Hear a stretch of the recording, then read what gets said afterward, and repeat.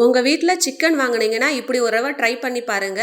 இனிமேல்ட்டு அடிக்கடி இந்த சிக்கன் தான் நீங்க செய்வீங்க. டேஸ்ட் அவ்ளோ சூப்பரா இருக்கும். இப்ப இந்த சிக்கனுக்கு தேவையான மசாலா ரெடி பண்ணிக்கலாம். 2 ஸ்பூன் மல்லி, 4 காஞ்ச மிளகா, 1 ஸ்பூன் மிளகு, 1 ஸ்பூன் பெருஞ்சீரகம் போட்டு அரைச்சு எடுத்துக்க போறோம். நான் இப்ப வந்து 1/4 கிலோ அளவுக்கு சிக்கன நல்லா கழுவி எடுத்துக்கிறேன். இது கூட 1 ஸ்பூன் இஞ்சி பூண்டு பேஸ்ட்டு, மஞ்சத்தூளு, காஷ்மீரி மிளகாத்தூளு, சிக்கன் மசாலா, அரைச்சு வச்சிருக்கிற பவுடர், தேவையான அளவுக்கு உப்பு, கொஞ்சமா தயிர் சேர்த்து நல்லா ஒரு 1/2 மணி நேரம் மேக்னேட் பண்ணி எடுத்துக்கலாம்.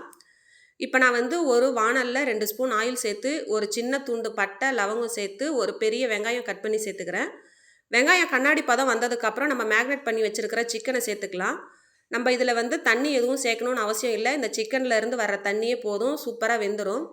இது வந்து ரசம் ரைஸு, வெரைட்டி ரைஸ் கூட வச்சு சாப்பிடக்குள்ள டேஸ்ட்டு சூப்பராக இருக்கும்.